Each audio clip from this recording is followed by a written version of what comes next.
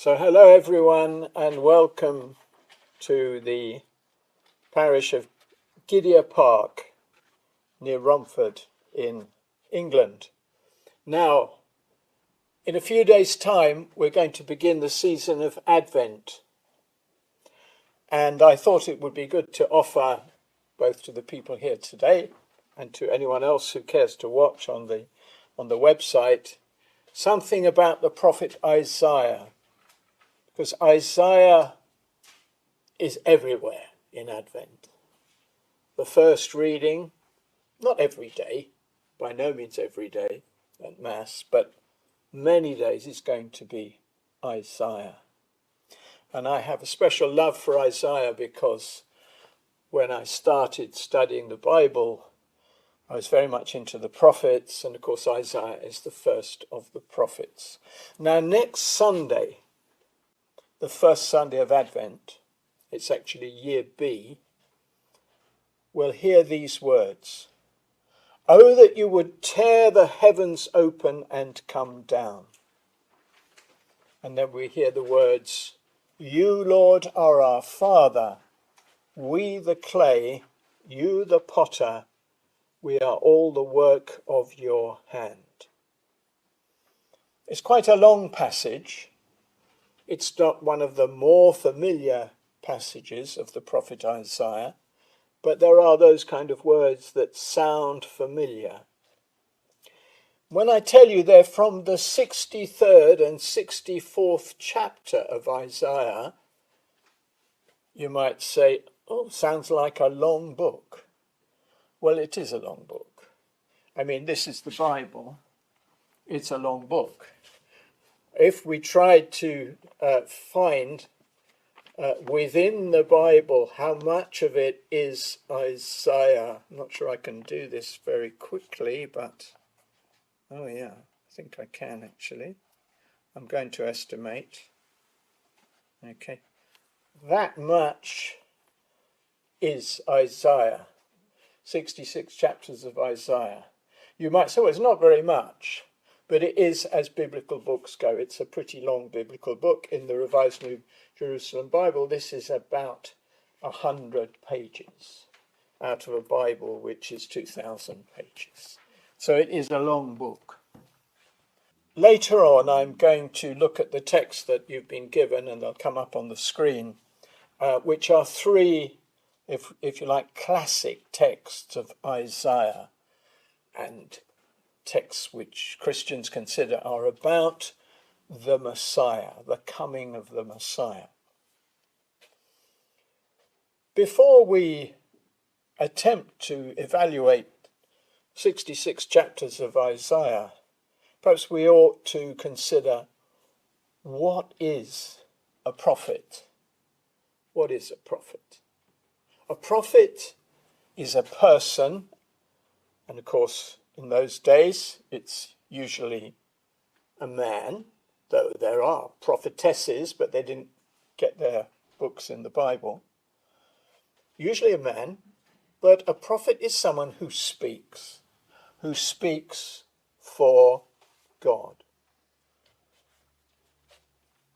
We might imagine, or if I asked you just off the cuff, you might have said something different. You might have said, well, a prophet is someone who prepares for Christ, who says something which later is going to be fulfilled. Okay? And that also is true, but it's not the overriding meaning or activity of the prophet. When did the prophet Isaiah live? Well, I just give a straightforward answer to that now. We'll see it's more complicated as we move later on. If you examine the story of the call of Isaiah, it's in chapter 6 of these 66 chapters, chapter 6.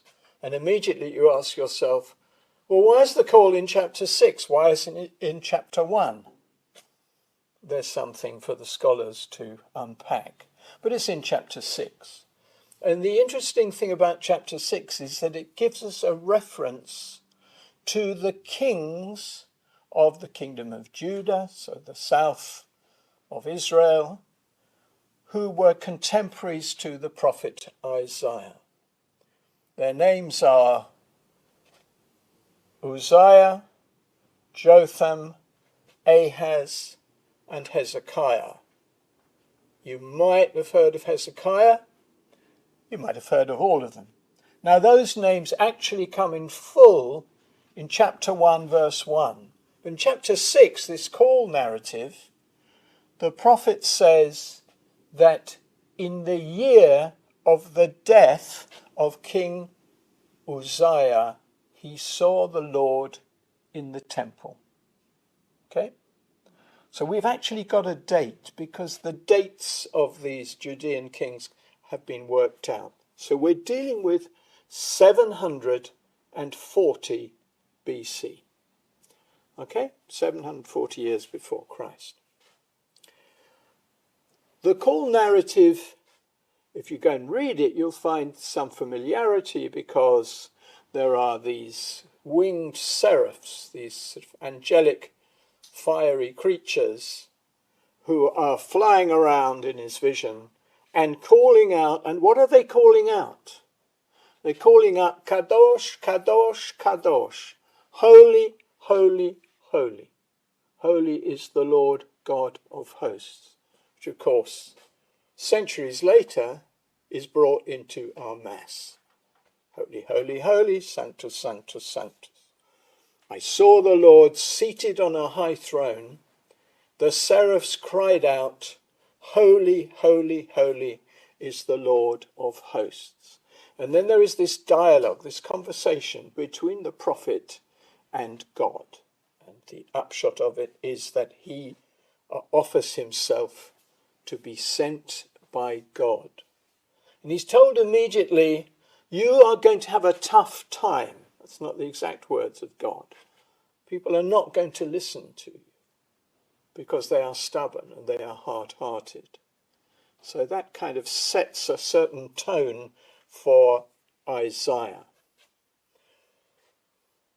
Then the question you might be asking is, well, where does this come from? How does it come together? How do we get these 66 chapters?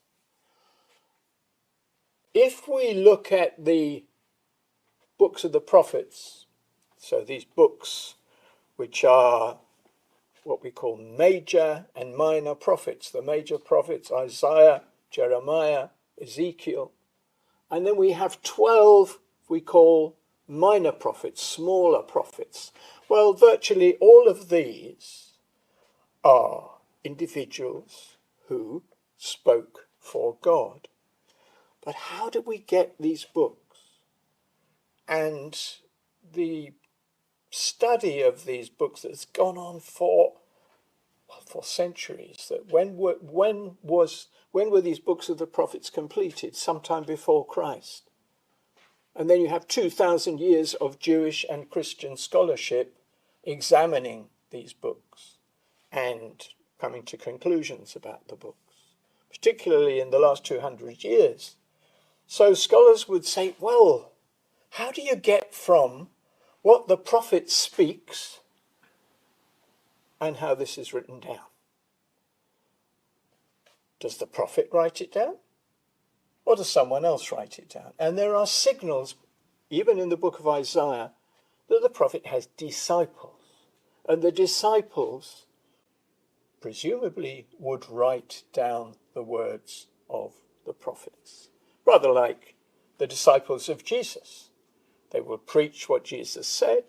Some of them, particularly Matthew, John, and others, would write down what Jesus taught and what happened to Jesus.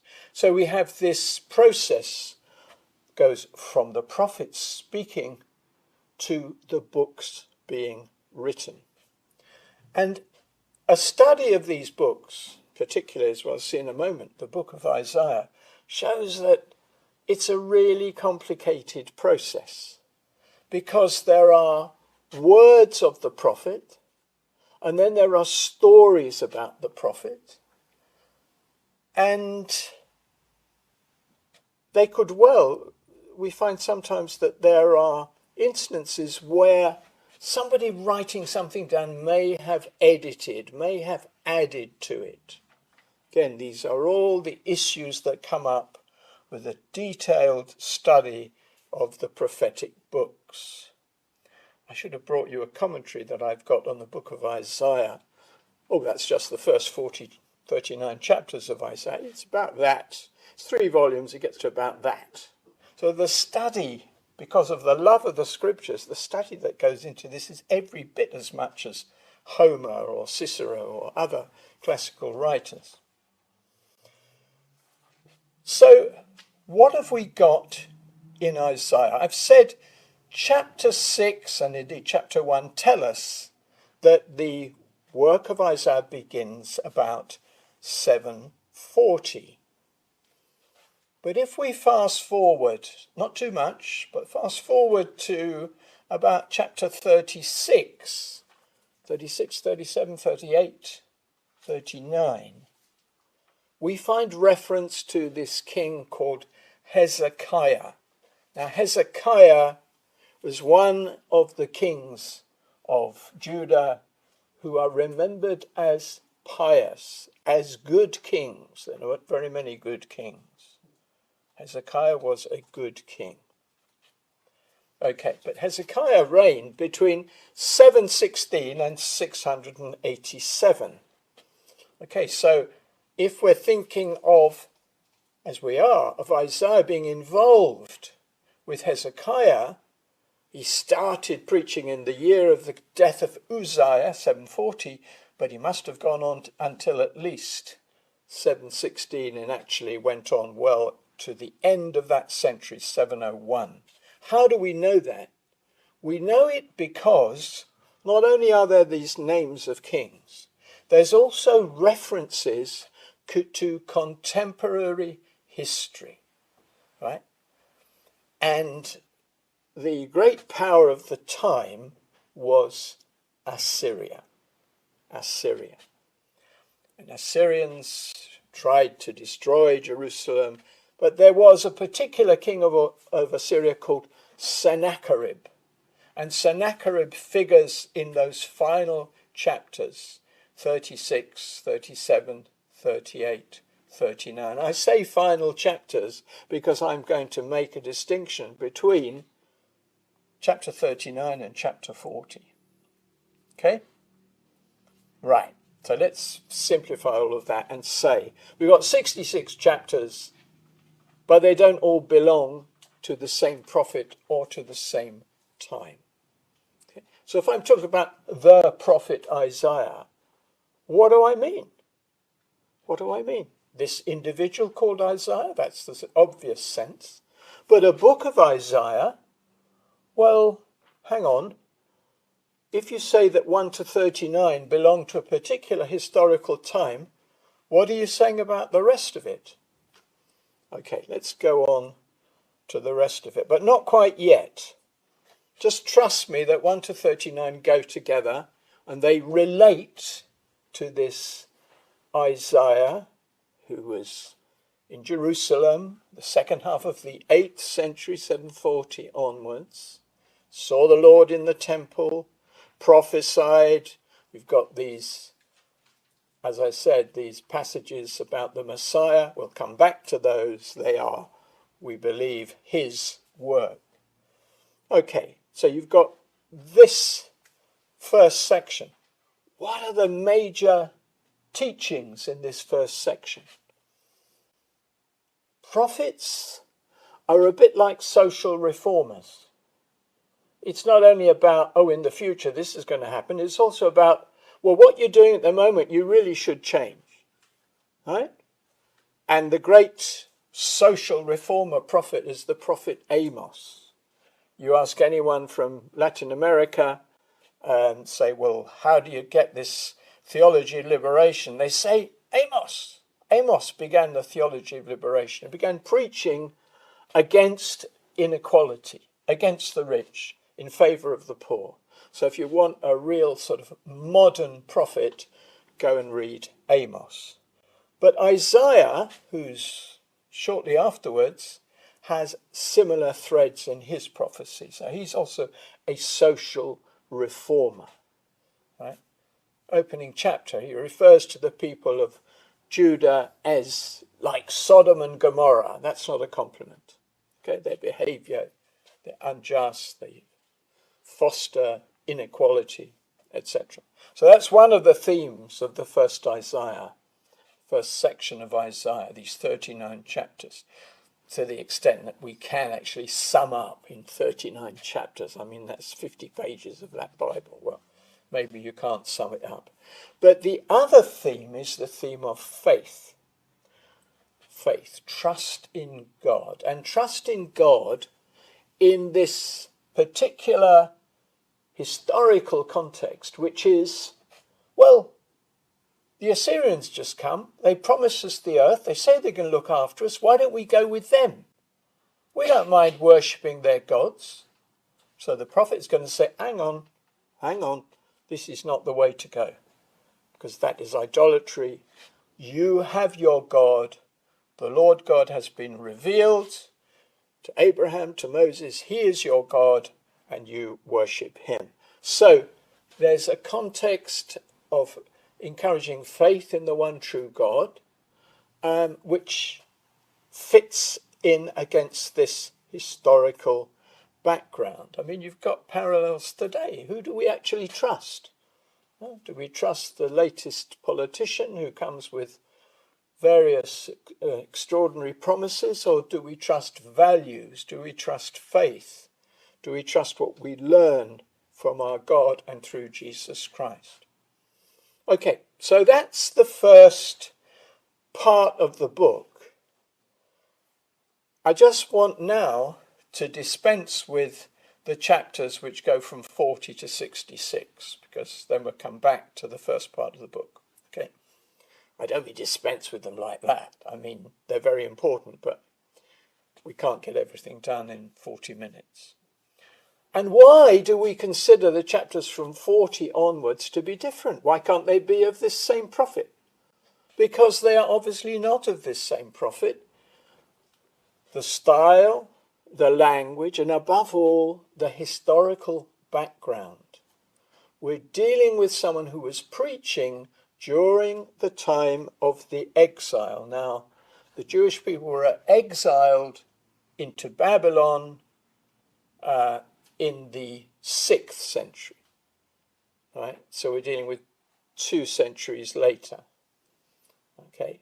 And everything from chapter 40 onwards speaks of that particular context. It starts, chapter 40, comfort my people. Everybody knows that. From the Messiah, comfort my people, says your God. A voice cries, prepare a way for the Lord in the desert. Every valley shall be filled in, every mountain and hill shall be brought low.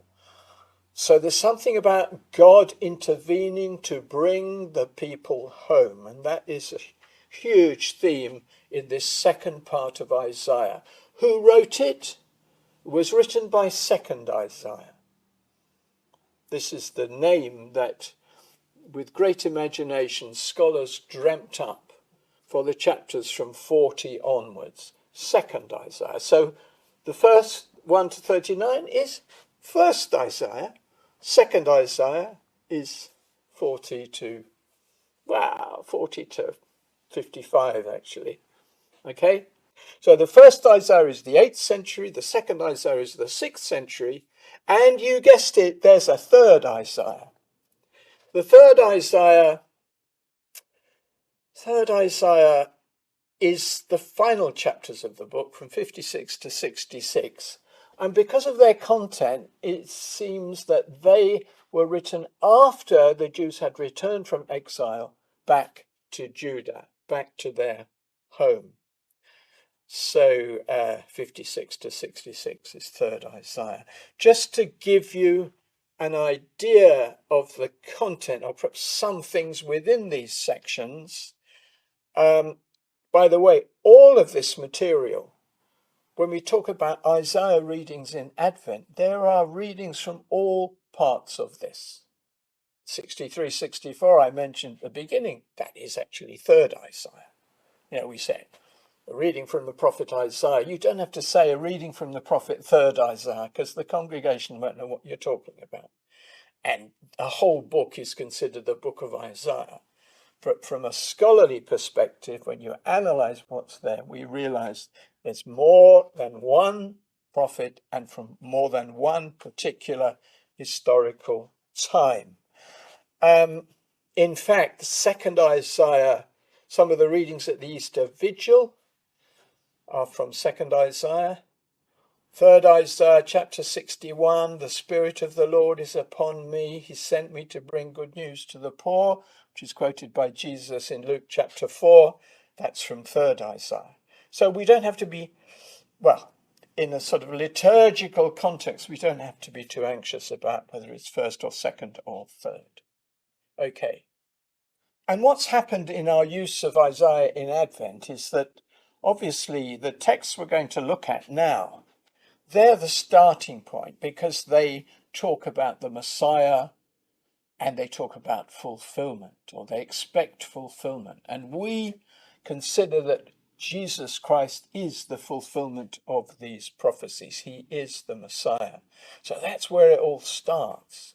But then there are such a long book, so many links which are made between the words of prophets and Jesus, that you've got a book which is a wonderful mine from which Christians have brought out texts which then they say these have been fulfilled.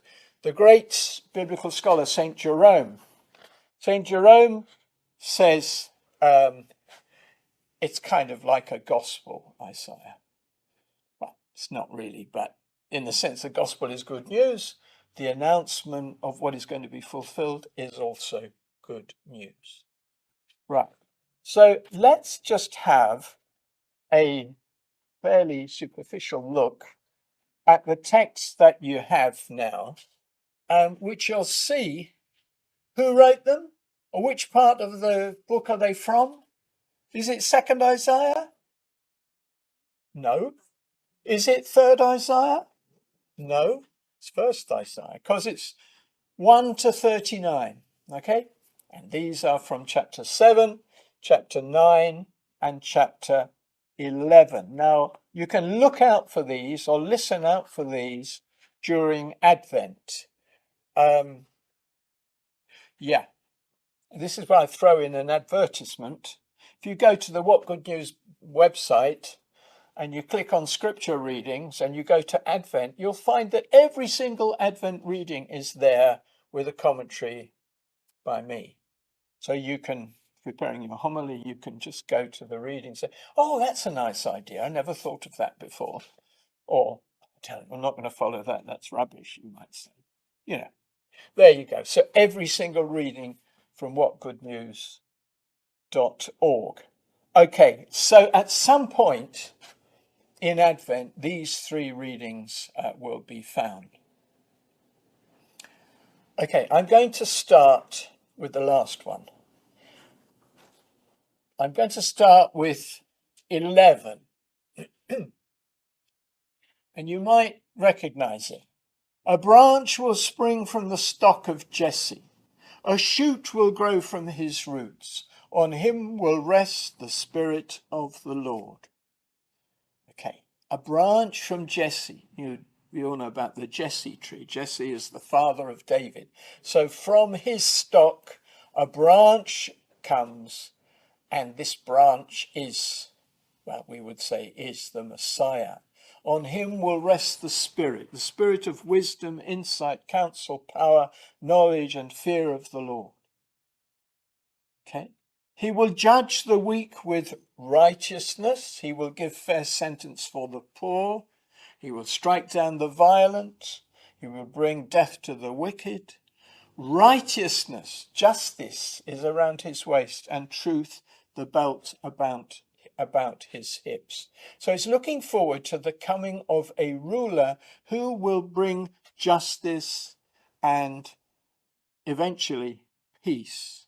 If you look at the further verses there, you have a kind of rediscovery of the Garden of Eden. The wolf will live with the lamb. The leopard lie down with the kid. Calf, lion and fat stock beast together with a little boy to lead them.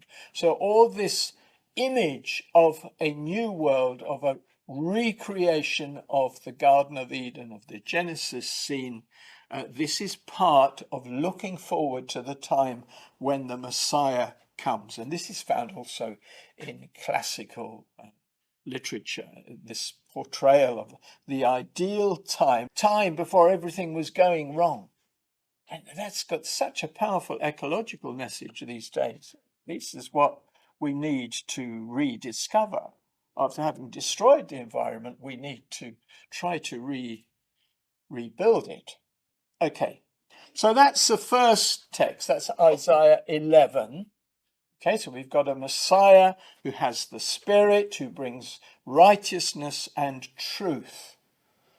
Okay, and you might think, oh, I know a psalm like that, because these texts about the Messiah, it's not only the prophets, the psalms.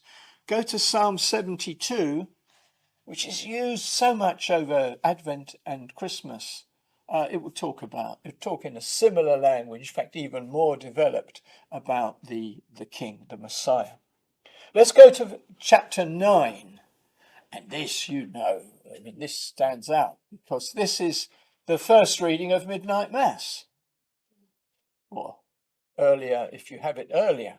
The people that walked in darkness have seen a great light. On the inhabitants of a country in shadow dark as death, light has blazed forth. So this image of light in the darkness is huge importance of this image. And we see it at Christmas and we think, well, this is really extraordinary. And then we think, yeah, it's also the main image Easter Vigil, the light in our darkness, light triumphing over evil and death. But here, the people that walked in darkness have seen a great light. Say these are the people oppressed by the Assyrian. Who's going to bring them light? God is going to bring them light. And you have in that passage various reasons given why they will begin to rejoice. The yoke weighed on them has been broken. The footgear clanking over the ground, all the equipment of war will be burnt and food for the flames. And then if you look at verse 5, a child has been born for us, a son has been given to us. And that's when you have this idea of the newborn, anointed king, Messiah. And these are the names given to him. Wonder Counselor, Mighty God, Eternal Father, Prince of Peace. His rule will be great. There will be no end of peace for the throne of David and his kingdom. So once again, the reference to David, we had the reference to Jesse, father of David. The Messiah was expected to be a descendant of the line of Jesse, the line of David. So once again, an announcement of something. Once you read it in the context of the Christmas celebration, and you say, yes, this is exactly what Christmas is about. I mean, we say that. But what would Isaiah have said? What would the people, his contemporaries, have said? Now, this is about light coming into our darkness. You can read this in all kinds of dark circumstances. I mean, can you imagine the power that this will have when, please God, there's peace and they have midnight mass in the Christian churches of Gaza? Darkness, we've now seen a great light. That's the prayer. Okay, let's go to chapter 7, because chapter 7 is perhaps the most famous of these passages about the Messiah, these Advent/Christmas passages. The Lord spoke to Ahaz. It says again, he's already spoken to Ahaz. The Lord has said, you need to trust God. Don't trust in alliances with the Assyrians, all these things that I spoke about earlier. trust in God. And Ahaz says, I'm not going to ask God for a sign. That would be far too much. I can't go to God and say, give me a sign. And Ahaz said, you're going to have a sign. I'm going to tell you about a sign. And what is the sign? Verse 14, the young woman is with child, will give birth to a son, and she will call him Emmanuel. Okay? I mean, this is obvious. As soon as you hear this, you wake up. Say, oh, yes, of course, I know what this is about. This passage is used in the Gospel of St. Matthew in reference to the conception of Jesus, the virginal conception of Jesus, because the Greek version that he gives us says, the virgin will conceive. The virgin is with child. She will give birth to a son. She will call him Emmanuel, and that name means God is with us. Okay, so this is so clearly centered on the birth of a special child. Isaiah doesn't say to King Ahaz who this child is. It's suspected that this is a child of the line of David, so a descendant of the king of the line of David, who is precisely this King Ahaz. And this particular speech of Isaiah, if you can understand it as being a guarantee, a reassurance to Ahaz, your God is still with you. You need to trust God, but God is still with you, and God will give you a sign by the conception of a son of the kingly line. This child can be called Emmanuel, which means God is with us. There's no king of the line of David called Emmanuel, but that doesn't matter. The birth of this child is a sign of the continuing presence and solidarity of God with his people. Okay, so chapter 7 is very important, telling us about how God's promise is continued in the understanding of the prophet through the kings that are descended from David. And if you think forward to the gospel, this is what is proclaimed in the Gospel of Matthew, the Gospel of Luke. The virgin will conceive and give birth to a son whom she will call Emmanuel. Now, we've gone through an awful lot of stuff. Don't mean that in a negative sense. We've gone through a lot of material in the last half hour. I'm not going to talk for much longer, but then there's an opportunity to ask some questions and see what more we can discover. But I think what I want to sum up is to say the book of Isaiah is a huge book. It has fed the Christian faith. And we would say, well, it's fed it particularly through the prophecies of the Messiah. And you'd be right, chapter 7, chapter 9, chapter 11. But that is 3 chapters. And there are 63 more chapters. So what else does Isaiah teach us? And if you're attentive as we go through the lectionary, through the church's year, you'll discover other things that Isaiah contributes. When we get to Holy Week, we have 4 poems about the individual known as the suffering servant. And these poems come from the second part of Isaiah, from chapters 42, 49, 50, 52, 53. These are the first readings through Holy Week. And they also have a profound connection with our Christian faith because they talk about suffering. The final one seems to talk about death and resurrection. They talk about the servant who brings justice, who proclaims good news, etc.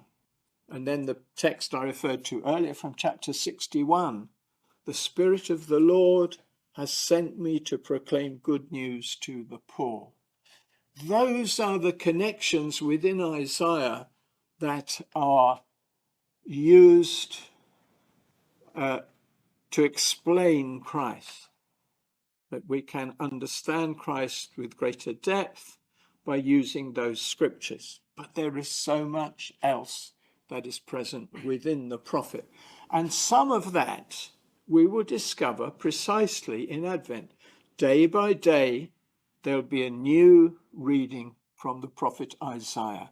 They won't all be about the Messiah, but they'll be about some kind of aspect of faith, of renewal, of promise, of looking to the future.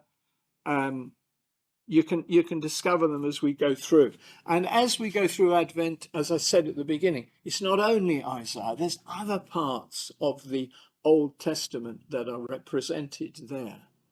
One of the great tragedies of our liturgical practice in the Catholic Church in recent times has been that we have the table of the word, we have all the readings, but we've only got eyes for the gospel. We haven't got the energy to look at the other readings. Now you're going to put up your hands. Yes, I do. I always look at the other readings. But that's what perhaps Advent can start us on. Looking at the prophets a bit more seriously, taking a bit of care to try and understand them.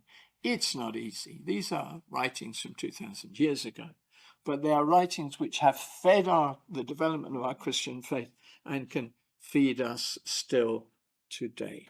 So I would like to thank you for your attention. I hope that this has been a help in having a deeper understanding of the readings of Advent, particularly from the prophet Isaiah.